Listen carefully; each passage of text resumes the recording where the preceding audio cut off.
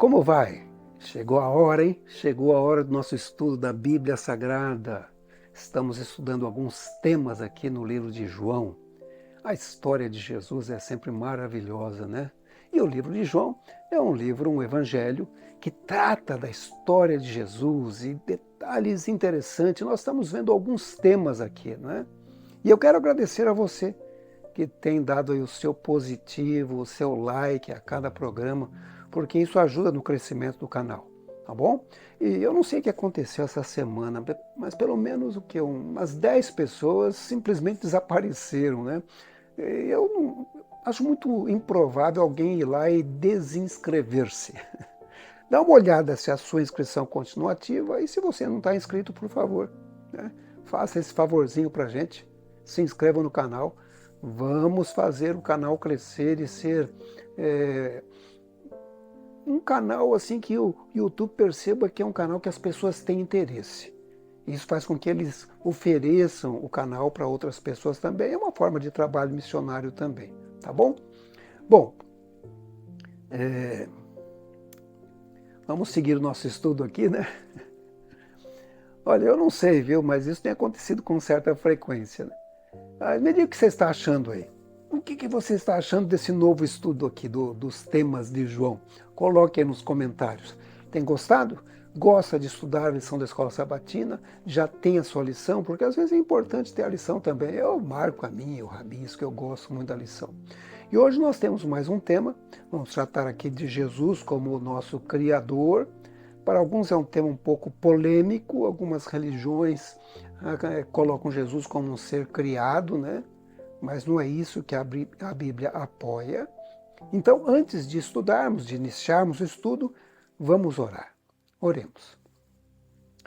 Querido Pai Celestial, louvamos o seu nome porque o Senhor é bom e a sua misericórdia dura para sempre. Eu lhe peço, Senhor, sabedoria, entendimento para o nosso estudo de hoje. Abra nossa mente, Senhor, nos dê a sabedoria que vem do céu.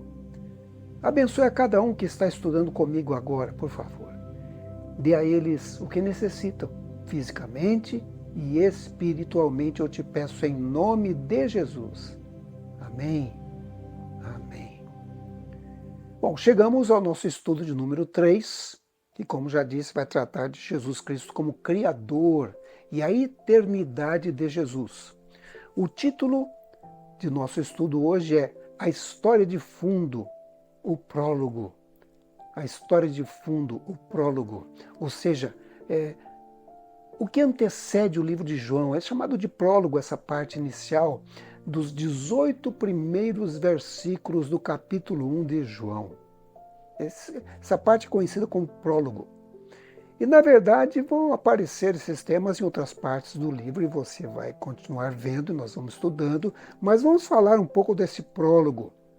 Vamos usar, inclusive, a parte auxiliar da lição, que os comentários lá do final da lição, tudo isso ajuda, são apoio para aqueles que gostam de estudar um pouco mais. Está bem? A parte auxiliar da lição diz que os primeiros 18 versículos do Evangelho de João constituem um prólogo ao restante do Evangelho. Eles apresentam uma declaração teológica inabalável, concisa e compacta sobre a divindade de Cristo. Cristo, o Verbo, é Deus e sempre existiu. Ele é o Criador, a vida e o doador da luz. Ainda assim, ele se tornou um ser humano nascido de Deus e demonstrou seu amor, sua graça e sua glória perante sua criação. Então nós vamos ver esses temas aí que vão aparecendo no prólogo e depois, no decorrer da lição, pode ser que a gente volte a falar novamente, né? Vamos iniciar com o nosso verso? Eu sempre digo que no início da lição existe um verso chamado verso para memorizar, ou verso áureo. Diz assim: no princípio era a palavra, e a palavra estava com Deus, e a palavra era Deus. João capítulo 1, verso 1. Veja que interessante que o livro de João começa que no princípio era a palavra. Algumas traduções dizem no princípio era o verbo. Veja como aparece na nova tradução da linguagem de hoje. Eu gosto de comparar algumas traduções, para ver o que uma diz, o que outra diz. Olha o que diz nessa versão da Nova Tradução da Linguagem de hoje. Diz assim: antes de ser criado o mundo, aquele que é a palavra já existia.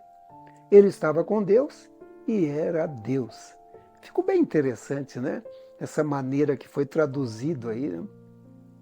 Isso nos lembra que a Bíblia também começa com a palavra no princípio. Lá no início da Bíblia, Moisés, quando começou a escrever, ele escreveu: no princípio criou Deus os céus e a terra. E ao lermos o Evangelho de João, perceberemos que Jesus estava ali, não é? Como Criador do nosso planeta. Isso nos leva ao primeiro tópico do nosso estudo, que é no princípio o Logos divino. No princípio o Logos divino. E vamos ler aqui na versão Almeida, João capítulo 1, do verso 1 ao verso 5, onde diz o seguinte: no princípio era o Verbo, e o Verbo estava com Deus, e o Verbo era Deus. Ele estava no princípio com Deus. Todas as coisas foram criadas por intermédio dele, e sem ele nada do que foi feito se fez. A vida estava nele, e a vida era a luz dos homens. A luz resplandece nas trevas, e as trevas não prevaleceram contra ela. E quando eu olho aí diferentes versões, vejo que diz, por exemplo, na Nova Versão Internacional: no princípio era aquele que era a palavra. Ele estava com Deus e era Deus. Já lemos aqui na versão da linguagem de hoje, né? A Nova Tradução diz assim: antes de ser criado o mundo, aquele que é a palavra já existia. Ele estava com Deus e era Deus. E eu até vi na versão dos monges beneditinos, na editora Ave Maria, que diz assim: no princípio era o Verbo, e o Verbo estava junto de Deus, e o Verbo era Deus. Em grego, essa palavra traduzida por verbo, por palavra, é a palavra logos.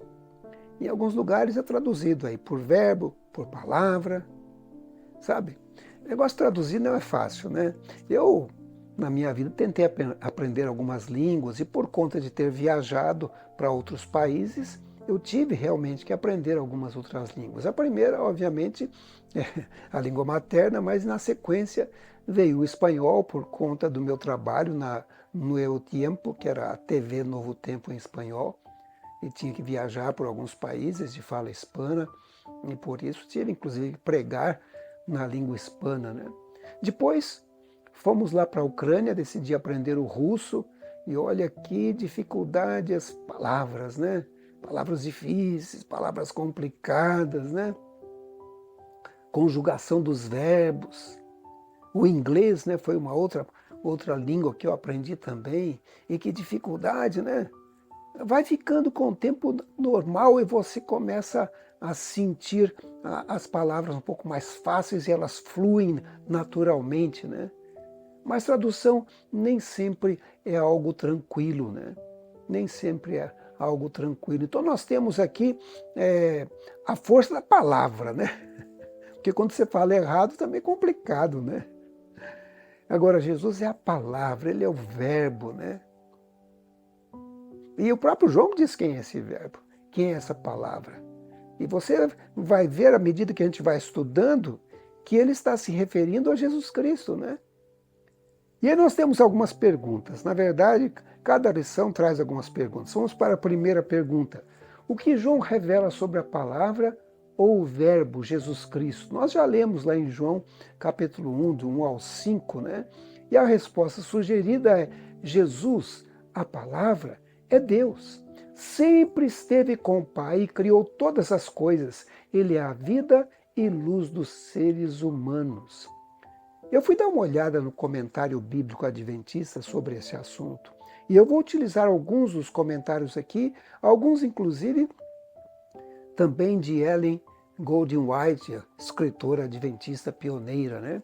Diz assim: o princípio de João 1, verso 1 é anterior ao princípio de Gênesis 1, verso 1. Quando tudo que teve um princípio começou, o verbo já existia. Então, esses princípios são um pouco diferentes. O princípio de Gênesis é o princípio do nosso planeta. o princípio de João, ele quer dizer, olha, em algum lugar no passado, não sei, na eternidade, né? Muito difícil para a nossa cabeça finita compreender tudo isso, né? A lição, inclusive, faz o seguinte comentário. O texto original grego diz literalmente, a palavra estava com o Deus. Como o termo Deus tem artigo definido, ele aponta para uma pessoa específica, Deus, o Pai. Isso é, a palavra estava com o Pai. Por outro lado, na frase a palavra era Deus, o termo Deus não contém o artigo definido, o que nesse contexto aponta para as características divinas. Em resumo, Jesus é Deus, não o Pai, mas o divino Filho de Deus, a segunda pessoa da divindade. E o livro O Desejado de Todas as Nações, que eu tenho usado aqui frequentemente, né? Ellen White, a escritora, diz assim, desde os dias da eternidade, Cristo era um com o Pai. Era a imagem de Deus, está lá no verso 4. A imagem de sua grandeza e majestade, o resplendor da glória divina, em Hebreus 1, verso 3. Muito bem, então nós temos aqui que Jesus era um ser divino, sempre esteve com o Pai, ele era a luz, aliás, ele é a luz, né? Ele foi o criador de todas as coisas. Difícil de explicar, né? Difícil de explicar. Eu vou ler algumas partes do que Ellen White escreveu sobre esse assunto e que eles puseram no Comentário Bíblico Adventista, no volume de número 5. Ela diz o seguinte, o Senhor Jesus Cristo, divino Filho de Deus, existiu desde a eternidade, como pessoa distinta e um com o Pai. Ele era a excelente glória do céu, era o comandante dos seres celestiais e a homenagem e adoração dos anjos era recebida por ele como de direito. A luz e glória, na verdade, de que Cristo era um com o Pai antes de terem sido lançados os fundamentos do mundo. Mas então como é que ele veio para cá? João explica. E nós temos a sequência, o nosso próximo tema. A palavra se fez carne. A palavra se fez carne. E vamos ler então aí o livro de João, agora dos versos 1 a 3. Vamos reprisar e vamos pôr o 14 junto, porque a gente tem um entendimento completo do que João queria dizer. Veja o que diz lá, relembrando. No princípio era o Verbo, e o Verbo estava com Deus, e o Verbo era Deus. Ele estava no princípio com Deus, todas as coisas foram feitas por intermédio dele, e sem ele nada do que foi feito se fez. E aí João diz, e o Verbo se fez carne e habitou entre nós, cheio de graça e de verdade, e vimos a sua glória, glória como do unigênito do Pai. Se você ler lá na nova tradução da linguagem de hoje, olha como é que é traduzido o verso 14. Diz assim, a palavra se tornou um ser humano e morou entre nós, cheia de amor e de verdade, e nós vimos a revelação da sua natureza divina, natureza que ele recebeu como filho único do Pai. É interessante a gente ver as diferentes versões, né? Eu, quando leio a Bíblia, gosto de ler cada ano uma versão diferente. E, às vezes, uma língua diferente também. Né? Uma língua que eu compreenda, naturalmente, né? Então, eu já li algumas versões em espanhol, em inglês, em russo, né? Então, é meio complicado quando você vai olhando as diferenças, as nuances de cada tradução, mas a Bíblia está ali, a palavra de Deus está ali, né? A revelação divina. Achei interessante a revelação da natureza divina, o tradutor colocou aí. Vamos para a segunda pergunta. Diz assim, o que foi criado por Jesus, que é Deus? E por que essa é a verdade mais importante que podemos conhecer? Nós lemos a resposta, né? De João capítulo 1 a 3 e o verso 14. E aí temos a resposta sugerida. Diz assim, tudo que existe foi criado por Jesus, né? Jesus é o Logos, o meio de comunicação supremo de Deus com as criaturas. Ele é a palavra, ele é o verbo, ele se comunica conosco, né? Quando a gente lê a história de Jesus, ai, que coisa maravilhosa, né? A própria escritora Ellen White diz que a gente devia meditar na história de Jesus Cada dia um pouquinho, né? Todos os dias, né? E a nossa lição, ela faz o seguinte comentário. João usa o termo logos de maneira completamente diferente. Ele defende que a verdade, o logos, não é um conceito etéreo e abstrato que flutua entre o céu e a terra. O logos é uma pessoa. Jesus Cristo que se fez carne e habitou entre nós. Está lá em João 1,14, né? Para João, o Logos é a palavra de Deus, o qual se comunicou, isso é, se revelou à humanidade da forma mais profunda possível. Deus se tornou um de nós. Assumiu a forma humana, nasceu como um bebê, veio para essa terra, né? E aqui ele viveu, comeu a nossa comida, dormiu do jeito que a gente dorme, né? Aliás, foi pior, acho que ele dormia no chão, né? Numa esteira. Comeu a nossa comida aqui, né? Os peixinhos, os pãezinhos, né? O suco de uva, caminhou pelas estradas poeirentas daquela época, né? Andou num jumentinho, né? Viveu a nossa vida. Teve até uma profissão, era carpinteiro, trabalhava com seu pai. Olha que coisa impressionante. Vamos continuar vendo o comentário bíblico adventista, em que aparecem alguns trechos de Ellen White. Diz assim: Cristo assumiu voluntariamente a natureza humana. Foi um ato realizado por sua própria iniciativa e consentimento. Revestiu sua divindade com a humanidade. Durante todo o tempo na Terra, ele era como Deus, mas não tinha aparência de Deus. Se despiu da forma de Deus e, em seu lugar, tomou a forma e aparência humanas. Olha só. Então, sabendo que Jesus é a palavra, a gente pode escutar essa palavra ou deixar de escutar a palavra, né? Por isso que vem o próximo tema, o próximo tópico do nosso estudo de hoje. Diz assim: ouvindo ou não ouvindo a palavra.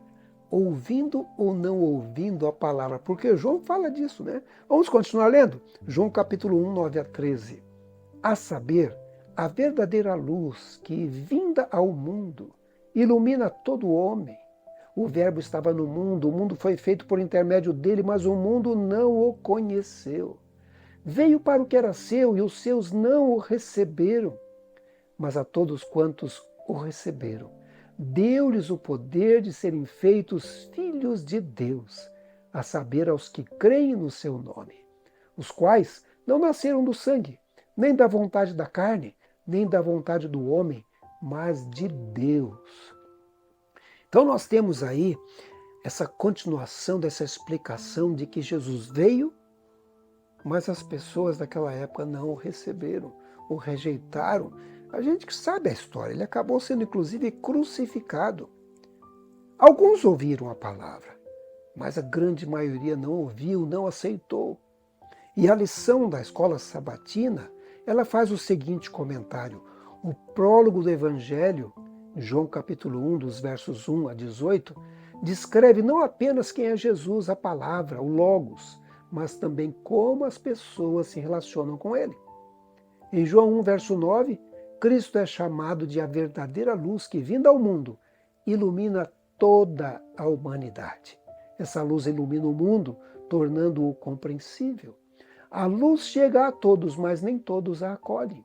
É triste que Jesus veio para o seu povo de Israel e muitos não o receberam como Messias. Na verdade, até hoje tem gente esperando o Messias lá. Rejeitaram aquele Messias Jesus. Rejeita o Messias Jesus. Esperam que venha um novo Messias. Vão ser enganados. Porque Satanás vai personificar esse Cristo. Na verdade, vai ser o anticristo, né? Aquele que fica no lugar de Cristo. E vai enganar muita gente, inclusive muitos judeus. Porque estão esperando ainda, não aceitaram aquele lá, vão aceitar o primeiro que aparecer aí, né? Com poder e se fazendo como um anjo de luz. Vamos para a pergunta número 3. Diz assim: leia João 1, 9 a 13, nós já lemos. Que dura realidade João retrata sobre como as pessoas respondem a Jesus. Aí nós temos a resposta sugerida. Jesus criou o mundo e ilumina todas as pessoas, mas nem todas o aceitam. Sabe, hoje, em nosso país, aliás, no mundo, né? No mundo todo, milhares de pessoas são abençoadas com o dom da vida, dada por Jesus Cristo, né? Mas ignoram isso completamente, né? A Bíblia diz que Deus faz nascer o sol sobre justos e injustos, né? Faz crescer aí a comida, né? A alimentação. Mas as pessoas não querem saber. A palavra de Deus está disponível aqui no Brasil, inclusive, para todo mundo. Tem gente que tem mais de uma Bíblia em casa, mas poucas pessoas estão ouvindo a palavra, poucas pessoas estão lendo a palavra. E você tem lido a palavra a cada dia? Tem ouvido a palavra a cada dia? A própria Bíblia diz: quem tem ouvidos, ouça o que o Espírito diz para as igrejas, diz para a gente, né? Fala ao nosso coração, ao nosso ouvido, né? As pessoas que não ouvem são surdos, surdos espirituais. Como é que está o seu ouvido? O seu ouvido está aberto espiritualmente? A Bíblia diz ainda que a fé vem pelo ouvir, e ouvir o quê? A palavra de Deus. Se você não ouve, a fé vai diminuindo cada dia e vai chegar um momento que as palavras de Jesus vão se cumprir. Aquela frase que ele disse: nos últimos dias, porventura, será encontrado a fé na terra, porque a fé vai diminuindo, né? Olha, existe um texto que é para nós hoje, tá? Está em Deuteronômio capítulo 30, versos 15 e o verso 19. Talvez você devesse ouvir isso, e talvez muitas pessoas precisavam ver esse texto, onde diz assim: vê que proponho hoje a vida e o bem, a morte e o mal. Os céus e a terra tomo hoje por testemunhas contra ti, que te propus a vida e a morte, a bênção e a maldição. Escolhe, pois, a vida para que vivas, tu e a tua descendência. E o que você vai escolher hoje, né? Cada dia escolha a vida. Deixe de lado a morte eterna.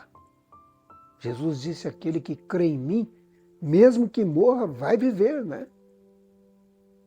Nós temos mais aqui um tema, e esse tema trata justamente de ouvir ou não ouvir. O tema é temas recorrentes, fé e incredulidade. Temas recorrentes, fé e incredulidade. Então nós vamos ver aqui que nós temos aqueles que acreditam, têm fé, e aqueles que não acreditam, que não têm fé, são os incrédulos, né? A lição, inclusive, faz um comentário dizendo o seguinte: no Evangelho de João, a humanidade está dividida em dois grandes grupos, e não tem jeito, você vai ficar de um lado ou do outro. Os que creem em Jesus e o aceitam como Messias, e os que, tendo a oportunidade de crer, escolhem não fazê-lo. Os discípulos estão no primeiro grupo, além de pessoas como Nicodemos, que passam a crer lentamente, a samaritana e o cego de nascença. Nós vimos na lição passada sobre o cego, né? No segundo grupo estão fariseus e sumos sacerdotes, pessoas que presenciaram a multiplicação de pães e peixes, e até um dos discípulos de Jesus, que foi Judas, né? E aí, qual grupo que você está? Qual grupo que eu estou? Eu espero que esteja no grupo desses que têm fé, que acreditam em Jesus, né? Vamos ler mais um trecho de João. João tem uns textos fantásticos. Esse, por exemplo, é bem conhecido.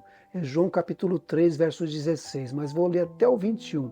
Diz assim: porque Deus amou o mundo de tal maneira que deu o seu Filho unigênito para que todo aquele que nele crê não pereça, mas tenha a vida eterna. Porquanto Deus enviou o seu Filho ao mundo não para que julgasse o mundo, mas para que o mundo fosse salvo por ele. Quem nele crê não é julgado. O que não crê já está julgado, porquanto não crê no nome do unigênito Filho de Deus.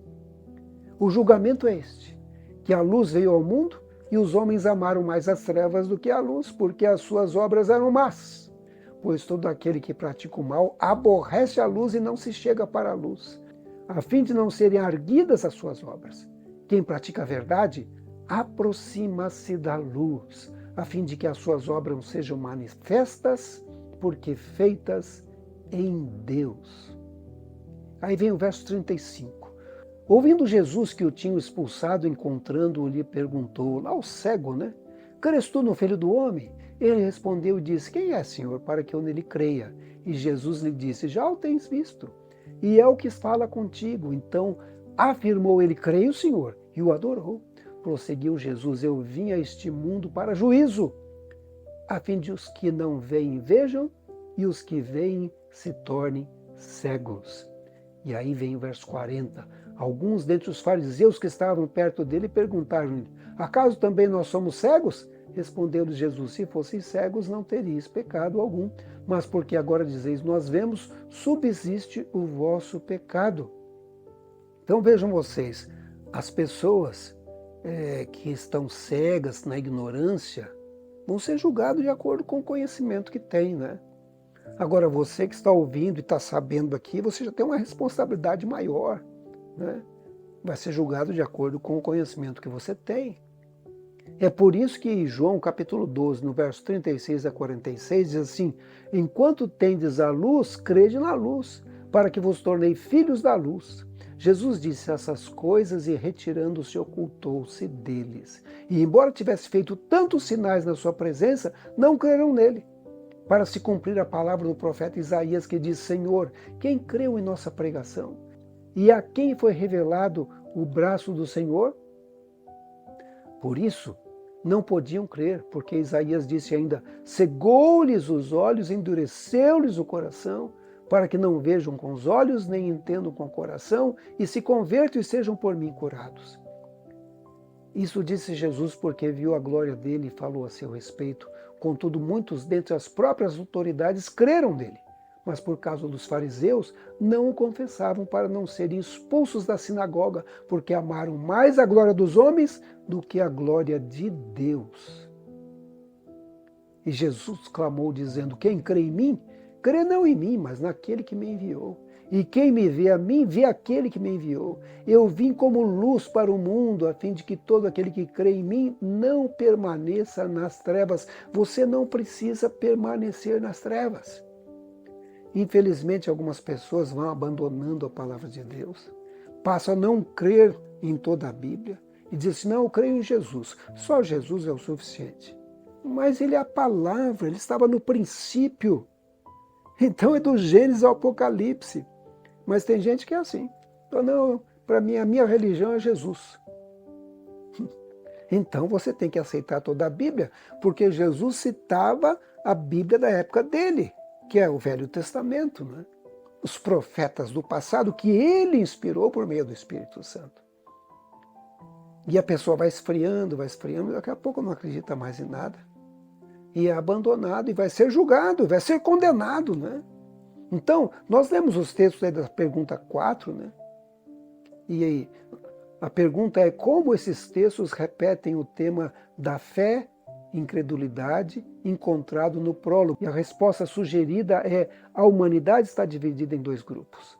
Os que creem e amam a luz, e os que mantêm a incredulidade e amam as trevas. Que coisa, né? Que coisa triste ver pessoas que antes eram bons cristãos, liam a Bíblia, acreditavam em Jesus e agora perderam a fé. Isso pode ser perigoso, porque muitas vezes, para voltar é mais difícil, né? Lembra do filho pródigo? Sofreu muito, hein? Até voltar. E alguns nunca voltam, infelizmente, né? Temos mais uma pergunta.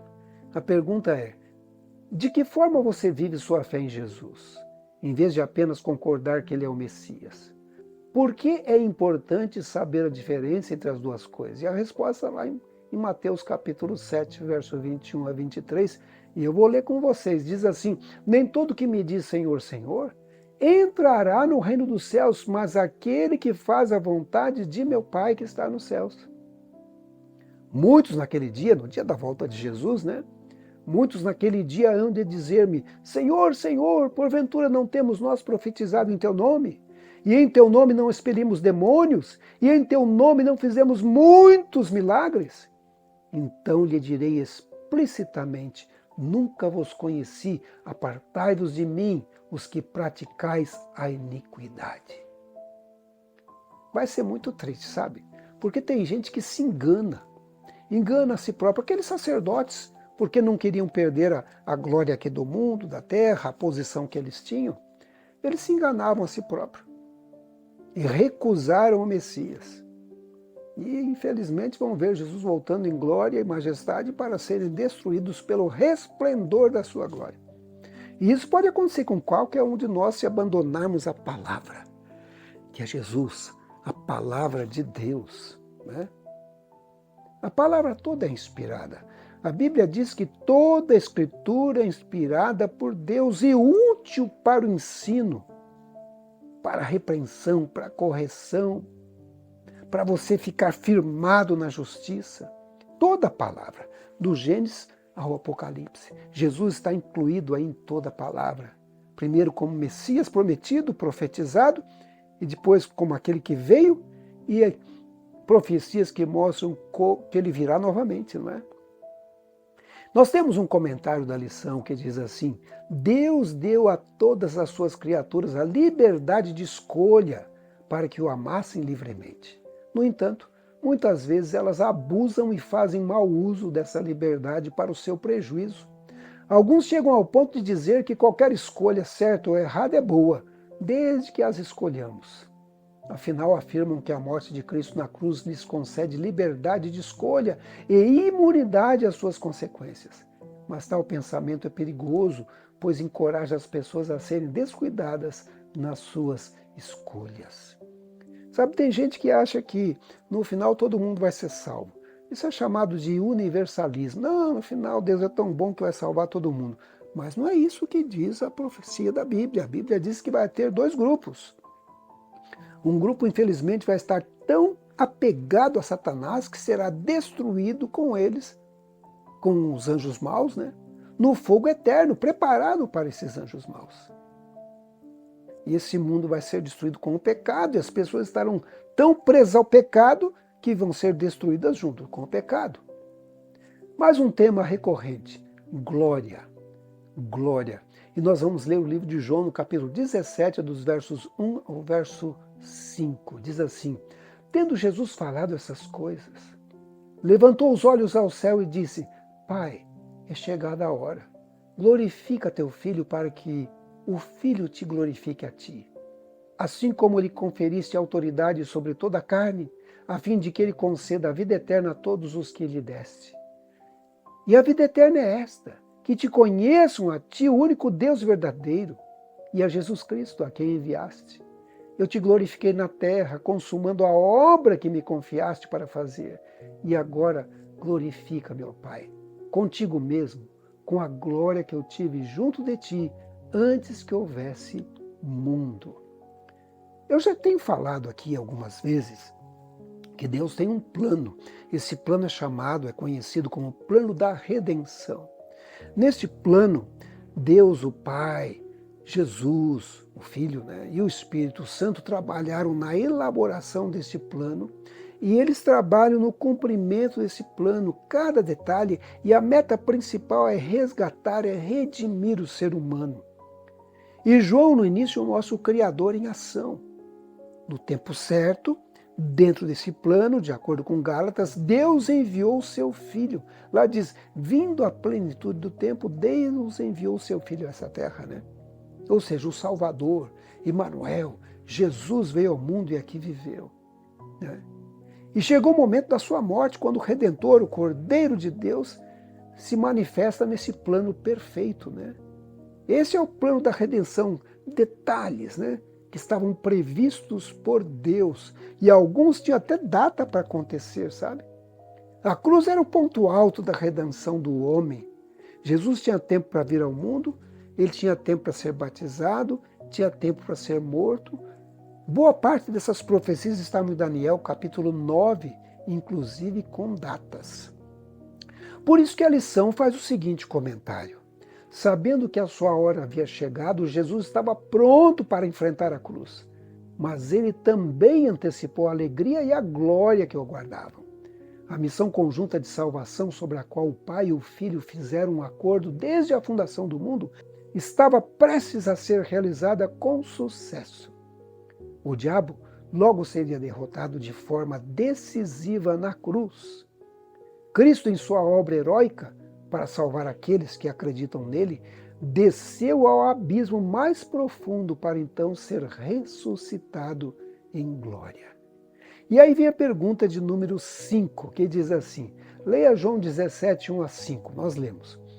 O que Jesus quis dizer quando orou, Pai, é chegada a hora. Glorifica o teu Filho para que o Filho glorifique a ti. Está lá em João capítulo 17, verso 1. E aí nós temos a resposta sugerida. A hora de Jesus, o momento em que ele é glorificado, é a cruz. A revelação suprema de Deus. E nós temos aqui um comentário interessante no comentário bíblico adventista. Veja o que diz. Em João 17, Cristo não está orando pela manifestação da glória da natureza humana, pois essa natureza humana nunca existiu em sua pré-existência. Ele está orando a seu Pai com respeito a uma glória possuída em sua unidade com Deus. Sua oração é de um mediador. O favor que ele suplica é a manifestação daquela glória divina que ele possuía quando era um com Deus. Pai, diz ele, a minha vontade é que onde eu estou, também estejam comigo os que me deste. Está lá em João 17, 24. Então o Pai declara, e todos os anjos de Deus o adorem. Hebreus, capítulo 1, verso 6. O exército celestial se prostra diante dele e entoa seu cântico de triunfo e alegria. As palavras não podem descrever a cena que ocorreu quando o Filho de Deus foi publicamente reintegrado ao lugar de honra e glória que voluntariamente ele deixou quando se tornou homem. Essa oração, a oração aqui do capítulo 17 de João, me leva a pensar no alvo de cada cristão, de cada seguidor de Jesus Cristo. Chegar assim ao fim da carreira e estar pronto para viver na glória de Deus. Quantas pessoas dormiram aguardando a manifestação da glória divina ao dia da volta de Jesus? Meu pai foi um desses, né? Ele dormiu para acordar na glória. Minha mãe dormiu para acordar na glória. Minha avó dormiu para acordar na glória. Quantos pioneiros dormiram para acordar na glória, né? E Jesus fez parte deste plano da redenção e cada um de nós também temos uma parte a desempenhar, né? Aceitar o sacrifício de Jesus na cruz do Calvário. Renunciar o mal a cada dia.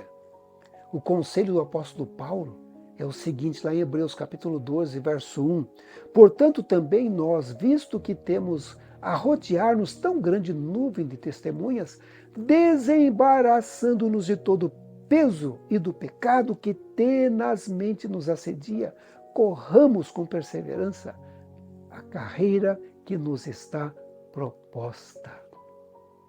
E eu gosto de pensar que Jesus orou por mim. Jesus orou por você. Ele pediu ao Pai que desse a vida eterna a cada pessoa que o aceitasse. Eu aconselho você a ler várias vezes essa oração, a oração sacerdotal de Jesus Cristo. Está aqui em João capítulo 17, nós já lemos uma parte, deixa eu ler alguns trechos dessa oração. Pense, essa oração também é por você e para você. Leia comigo. Jesus dizendo, Pai, é chegada a hora, glorifica a teu Filho para que o Filho te glorifique a ti. Assim como lhe conferiste autoridade sobre toda a carne, a fim de que ele conceda a vida eterna a todos os que lhe deste. Eu me incluo aí, viu? E você também. E a vida eterna é esta, que te conheçam a ti, o único Deus verdadeiro, e a Jesus Cristo, a quem enviaste. E aí ele diz, é por eles que eu rogo. Ou seja, por você, né? Não rogo pelo mundo, mas por aqueles que me deste, porque são teus. Ora, todas as minhas coisas são tuas e as tuas coisas são minhas, e neles eu sou glorificado. Já não estou no mundo, mas eles continuam no mundo, ao passo que eu vou para junto de ti. Pai Santo, guarda-os em teu nome, que me deste, para que eles sejam um, assim como nós. Não peço que os tires do mundo, e sim que os guardes do mal. Eles não são do mundo, como também eu não sou. santifica-os na verdade, a tua palavra é a verdade. Assim como tu me enviaste ao mundo, também eu os enviei ao mundo. E a favor deles eu me santifico a mim mesmo, para que eles também sejam santificados na verdade. Não rogo somente por esses, mas também por aqueles que vierem a crer em mim por intermédio da sua palavra. Então ele está orando não só pelos discípulos, as pessoas daquela época, mas chegando até a nós e passando por nós até o final dos tempos, né? A fim de que todos sejam um, e como és tu, ó Pai, em mim e eu em ti, também sejam eles em nós. Pai, a minha vontade é que onde eu estou estejam também comigo os que me deste. Nós também estamos com vontade, Senhor. Para que vejam a minha glória que me conferiste, porque me amaste antes da fundação do mundo. Lê a oração toda, a oração sacerdotal. Apodere-se de cada palavra. Jesus é a palavra, né? Pega essa palavra para hoje, né? Essa palavra tem poder. Seu desejo e oração é que a gente esteja com Ele no céu. E a gente quer, não quer? Você já tomou essa decisão? Se não tomou essa decisão, por favor, toma a decisão cada dia, reafirme a cada dia, leia essa oração, porque Ele orou por você também.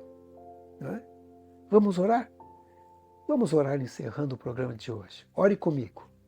Querido Pai Celestial, louvamos o Teu nome, porque o Senhor é bom e a sua misericórdia dura para sempre. Obrigado, Jesus, por ter orado por nós. Obrigado, Espírito Santo, por estar ao nosso lado a cada momento. Obrigado, Jesus, por estar intercedendo por nós a cada instante. Obrigado, Senhor, por nos dar vida e esperança, a esperança da vida eterna. Abençoe a cada um que esteve estudando comigo no dia de hoje. Derrame sobre eles, Senhor, o poder do Espírito Santo para viverem uma vida vitoriosa. Eu te peço em nome de Jesus. Amém. Amém. Eu acho maravilhoso estudar sobre a vida de Jesus. O que você acha? Você gostou? Se gostou, não se esqueça, hein? Desse positivo glorioso aí, né? Manifeste aí que você gostou do programa de hoje. E se não for inscrito no canal, por favor, se inscreva, né? Vamos fazer crescer esse canal e que a mensagem seja levada a muitas pessoas, mundo afora, né? E eu quero ouvir o seu comentário, por favor. O que você achou? O que ainda ficou aí em dúvida? O que ainda falta compreender, né? Coloque aí nos seus comentários, por favor. Você já sabia que Jesus orou por você? Sabia que ele tinha orado por você? Conhecia essa oração aí? A oração por você e por mim? Me conte aqui nos comentários, por favor, está bem? Hoje eu fico por aqui, termino com aquele texto, aquela bênção deixada na Bíblia Sagrada. O Senhor te abençoe e te guarde. O Senhor faça resplandecer o seu rosto sobre ti e tenha misericórdia de ti. O Senhor sobre ti levante o seu rosto e te dê a paz. Bom, não se esqueça, né? Chegou a hora. Chegou a hora da volta de Jesus, Maranata. Que o Senhor abençoe a todos vocês.